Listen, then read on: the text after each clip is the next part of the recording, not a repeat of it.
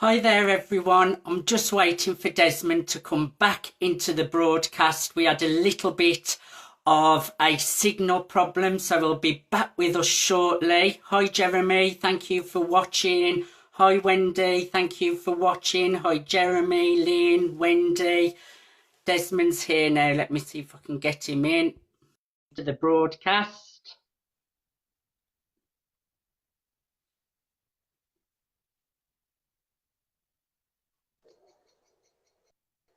Hi, Desmond. Part 2 of Brilliant Speaker interview. Thank you. I can now share. Talking. I can now share it now, which is brilliant. So I don't know what happened before. You know, technology. This is what happens. Sometimes you can't do what you need to do. But we're here. That's the main thing. So great. Sorry about that. I don't know what happened there. So you were talking about paid events and paying to speak at events. So that's where we cut off. Yeah. So basically, I have people that I've spoken to that that want to speak at events. That usually get paid to speak at events, and you know, whether they've been paid £1,000 or £5,000 or whatever it is, some of them come to me and then they say, well, you know, I don't pay to speak. And then I look at it this way and say, well, actually, if you look at it that way, then you're going to be reducing possibilities of speaking. I charge what £597 to 20 minutes on stage to deliver a presentation in front of a large audience. Now, if you're confident within yourself and you have an amazing product or service and you can't portray that to an audience of a couple of hundred to get that investment back or not, you can't be a good speaker then. That's my personal opinion on that. If you was having an event, Mark, and you said to me there's going to be a couple of hundred people there, and you said to me, right, look, I'm going to, and bearing in mind what I charge, actually, it's just a contribution towards the running of the event. So it's not thousands of pounds. So if someone pays me that amount and they go on stage and they sell, I don't know, they get 10 clients paying them £1,000 each. That's £10,000 and it costs them £600. To me, that's a no-brainer. Anybody with any ounce of sense will be able to see that. And I think some speakers in the speaking industry want to be up there. We all want to be up there, but in the same sense, you have to be realistic and you have to be looking to build relationships as well, as because you'll just get a reputation of just, you know, you could be in your home now and someone's asked you to come and speak at an event. You've declined that because they wanted you to pay for whatever, and you're at that home and your competitor's gone there and cleaned up your clients, potential clients, and which suits me fine, because at the end of the day with that, they're the people I don't want to work with anyway, because it'll just cause me lots of problems, and I've had experience with that before. So the ones that are out there and getting paid, good luck to them, and I hope they're successful. But that model doesn't work with me, and you know, I've had some people inbox me asking me, oh, well, how much do you charge if I was to come and speak? And then I say to them, what value are you adding to me as a promoter and also the event? And usually it's nothing apart from themselves speaking. Well, okay, that's all well and wonderful, but what about myself? And then when you sort of put that to them, then the conversation goes flat. You say to them, send me a proposal by email. You never get that. And what I liked about yourself, Mark, was you contacted me to have this interview, and you also shared my event. Now, you didn't have to do that. You didn't have to do that, and you did that, and I've remembered that. There's some people that wouldn't do that, which is fine, because you're not going to be able to please everybody. But if you want to get on stage speaking at these events, one of the first things that you might have to do is what I did, is start to crew with the crew at the event, helping out as a volunteer to see the background of the ins and outs of this, because you may want to run your own events, and that's free training for you. They're not going to pay you, but the experience that I learned was invaluable. I learned so much of how to, what to expect from the speakers. Sorry, what to expect from the speakers, the attendees, the forms. There's lots of things involved with running your own events. And I used to go to these events and I'd have my branded t-shirt and I was crew. They never knew that I was watching to see how they were doing. I wanted to do what I wanted to do. And you need to connect with the people that are the main person that's running the event or their assistant. And then you need to come to them with some form of value as to why should they put you on their platform. Why?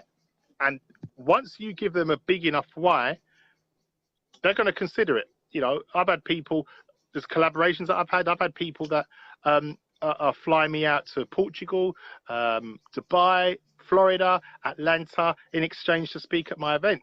You don't think I'm going to take the opportunity up? Do you think these people are getting paid to speak? Of course they are, but they can see the bigger picture and they can think and see outside of the box, because you can't prejudge. You don't know the next. There's people that made some amazing connections at my event last week, okay, and some of the speakers paid, and they made connections, and some of them from that event are now speaking in Dubai and America next year, just from that. So do you imagine if those ones that I contacted and said to me, oh, well, no, you know, it's beneath me. I am not going to pay to speak at your event. They've missed out on an opportunity where someone else has taken it. So it's all about building connections, come off your ego trip, some people, and be real and be realistic, because you don't know who's in that room. That person could be in the room that could take your life to the next level. And unless you'll put yourself out there, you're never going to know. I speak for free.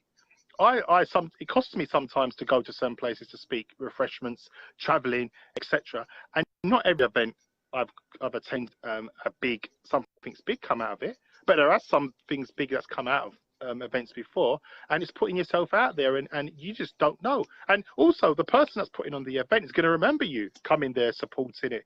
Connect with the organizer and say, can I promote your event? Because believe me, if you're putting on an event and you know, as a promoter, I know the ones that are promoting my event, because you will take note of them and you will know who's them. And that's why I gave a thank you to everybody and tagged them in it, including yourself, as an appreciation of saying thank you so much for the support. Whether or not nobody may not have come from your contacts, I don't know that yet, because I need to go into the logistics, but you need to build relationships and stop, ask yourself, why do I want to speak as well? Is it to share a message? Is it to share your story?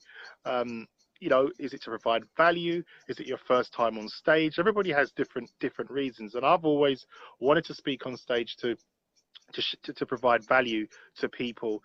And when they go away, they're buzzing and they have actionable steps and resources that they can use to go and take their personal life as well as their business life to another level as well. I'm really glad you touched on a few points there, Desmond, because I don't think people talk about that. There are two types of speakers enough, and there's what would be known as an enrolling speaker, where you sell your product or your service, or at least offer that product or service, or where you get paid to speak. So I'm really glad you touched on that, Desmond. Thank you. My pleasure. It all makes sense, and it is happening out there, and and I can confidently talk about it because I'm involved with it. So that's and I've spoken for free, and that's how I get some of my high-paying clients. So it's all about personal. It's all about personal choice, what works for yourself. So I'm really glad you touched on that. I can hear you, Desmond. Your screen has frozen this side. I don't know whether it has live, but can you still speak?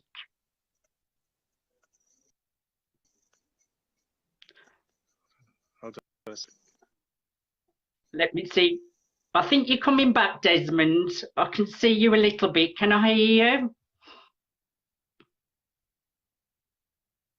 The joys of Facebook Live. Hey, people. Let me see if I can get Desmond back in. Can you hear me, Desmond?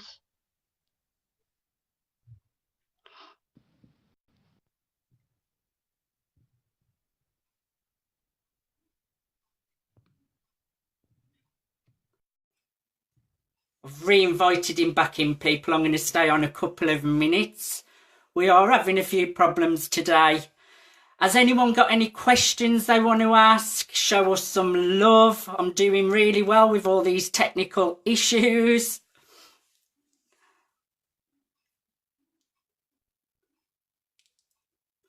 Let me see if I can get Desmond back in.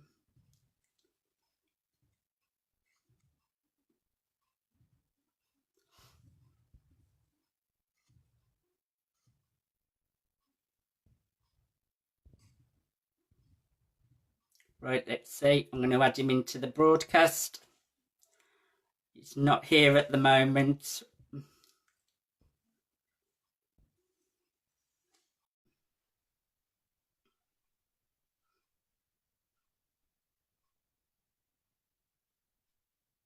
Mark Zuckerberg really needs to sort out these Facebook live streams so that they work a bit better. He's saying adding, so I'm just going to give him a couple of seconds.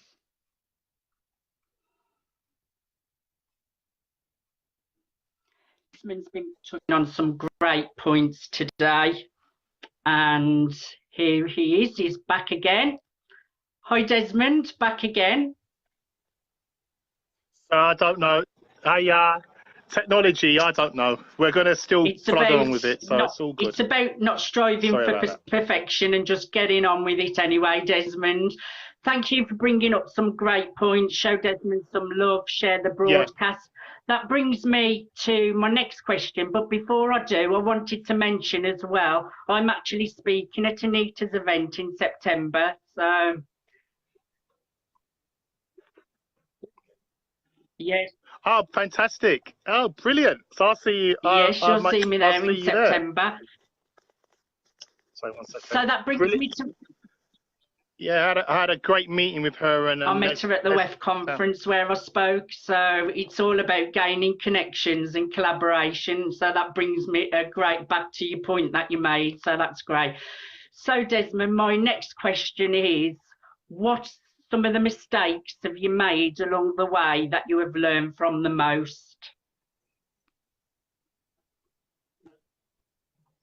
Trying to do it all myself, meaning the PowerPoint, to designing the forms, to liaising with the hotel, to running the event, to managing the event, to giving a presentation, to promoting it, to make sure everyone's happy in the room. I've been doing that, and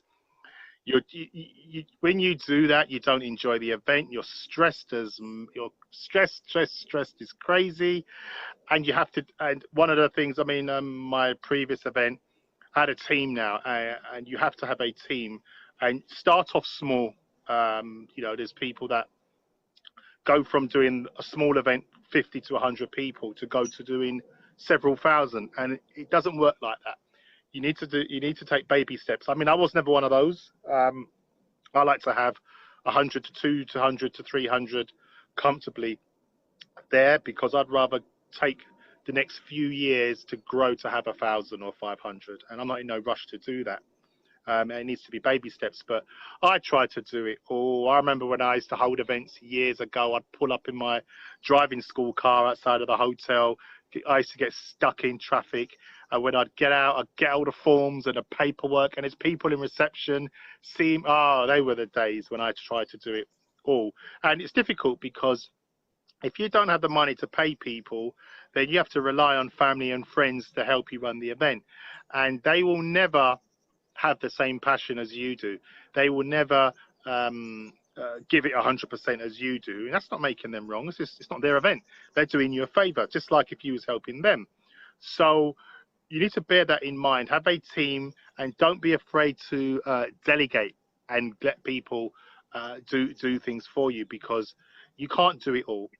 As good as the top event organizers, they can't do it all, running it all, and then you got to deliver on stage. And when you're on stage, the audience does suck out your energy. They do, especially if you're like me. You give your all on stage, that you will get people. You'll be knackered after that, and then you're not going to enjoy it. And then because you're not enjoying it, it may put you off putting on further events as well. Start off small.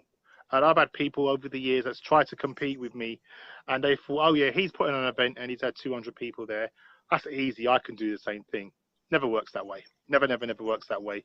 Because if it was that easy, every Tom, Dick, and Harry will be doing it out there. And it's not that easy. You need to build up your list, connect with people, and that's one of them. I didn't make that mistake. My first ever workshop, I would say, was for single women, and there was 35 in the room. And I mainly used Facebook to promote that about 2009, I think, nearly 10 years ago. And that was about 35 people. And then from that, it was 80, 100, 150. And I had a list and it was building up there. And I didn't really know about CRMs and all that back then. And social media was, it wasn't as tight as it is now. You could promote the hell out of Facebook back then and not be, they didn't even have a spam filter. So you could share in all these groups and everybody's walls and all that kind of stuff. And you wasn't being penalized for that. But that's what I'd say. I'd say that I tried to do it all. And, because it's my baby, and when you do have an emotional connection with your business and you're doing these events, and you know, I can spot what needs to happen at the event that no one else can spot. So I think me personally it was that I held an event where it was at the Holiday Inn Olympia, Hilton Olympia. It was a Christian event, and there must have been about 150 chairs out.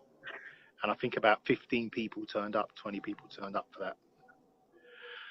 And that took a lot out of me. I paid for the hotel. Hotel wasn't cheap then. And I had to pay for other things as well. And I always remember that. I'll always remember that. But it could have prevented me from doing any more events. But it was I had to take responsibility for that as to why it wasn't it's successful as well. And the Christian community is a very tight, niched community. So I tried, and then you just move on, try something else. Not every event I've held over the years has been successful, and other promoters would tell you the same thing. You know, they started off small. There's some events that were a flop. There's some events where they might have sold, and everybody asked for a refund. It's part of life. And they'd be lying to you if they said that didn't happen. But they're not going to publicly say, oh, well, you know, I had an event, only 7 turned up, or I didn't make any money. They're going to say the opposite because they want you to keep coming to the events. And again, Desmond, you've touched on some real gold points there. Just like you, my first event, I got about 35 people there. I did it just by using Facebook. Also, you mentioned about only getting 15 people in the room. I can imagine that was a bit of a draining day. And also what you said about when you are delivering your speech, how it drains you. It does take your energy, doesn't it, when you're performing to an audience? You have a high, but there is that down afterwards. So that is something to be aware of for speaking, that you do have a high, but you do get the down afterwards.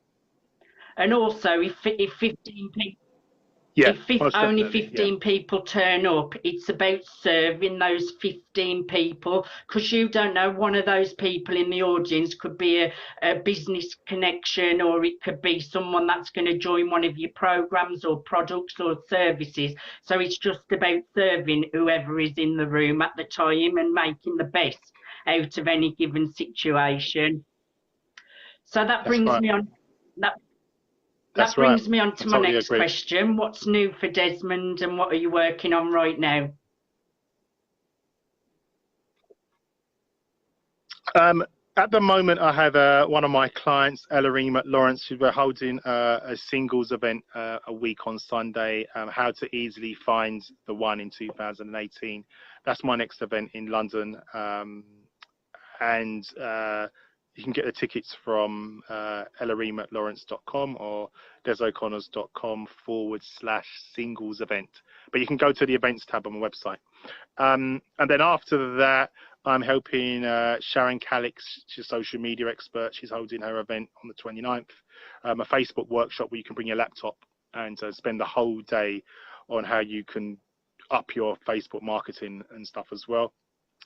And the next event after that is my 4th Women in Business event on September the 30th as well. And then 9 days before that is the event that me and you are going to be involved in. Anita Francis's Women's Empowerment event in Birmingham. And then I know I'm in Cardiff in September as well. Can't remember the date. I'm speaking in Cardiff, and in October I'm going to be in the States. In November I'm going to be in Dubai, speaking at a women's empowerment event. So what I'm doing now, and I will be doing now, is making lots of international connections. I have a massive project I'm going to be involved with, where I'm with a client that's looking for international speakers to come and speak at retreats all over the world, all expenses paid, and they pay you for your speaking. So I'll be working on a strategy to find out who wants to come to the retreat, and also who would like to speak at that event as well, because it's going to be a fantastic event there as well. So I'm going to making next year some connections internationally, because I want to take my brand. I have a Become an Expert in 90 Days brand, where I'm providing women, mainly women, but there's some men as well. I do work with men, with the opportunity to help them with their branding, their positioning, their social media, the whole complete business in a box, and bring them over to the UK to speak at my various events, because I'm going to be holding various events next year. Social media, I'm going to hold a massive social media event. I'm going to be holding a dating and relationship event. I'm going to be holding a couple women in business events, and also November the 10th I'm holding an event called Get Inspired for Success for my community as well, helping the youths to be able to, for them to be successful with their own business, and helping our community get really entrepreneurial and making lots of connections there. So lots of different events up and coming in the future, and lots of opportunities for people that want to speak on stage as well. You certainly are a very busy man, and that sounds like enough to keep you going for a long time, Desmond. Thank you for sharing all your tips and wisdom. Please show Desmond some heart, share the broadcast. He shared some real great tips today. And my last question for you today, Desmond, is how can people connect with you? How can people follow you? Brilliant, thank you. They can get hold of me, desoconnors.com, DESOCONNORS.com. They can get hold of me there. Just go to my website. You can join my database from there. There's a pop-up that a pop-up appears when you come on the site, and you'll get a free gift straight away when you land on the website. And then by that you'll be able to be keeping updated with my up-and-coming events, what products I'm giving away, and any courses or programs you would like to work with me of that as well. Instagram is at Des_O'Connors. Might have my page on Facebook, Des O'Connor. This is my personal, Desmond O'Connor. And yeah, you can connect with me sort of that way. I won't give my mobile out on here because I'll be inundated. I don't really even have it on my business card for the same reason. But no, I mean, I'm very approachable. You can inbox me if you have any questions. And I'm bringing out my Become an Expert in 90 Days program, where there's a 2-hour video of me on stage of showing you 15 different ways and how you become an expert and speak on stage. I wouldn't give out your mobile if I was you. You'll have all those singles coming after you, Desmond. Deborah Lewis is saying brilliant. Wendy Hutton saying it sounds amazing. We've had lots of people watching today. Thank you for sharing your wisdom. Thank you for being interviewed on Brilliant Speaker. Thank you everybody for watching. Until next time, bye.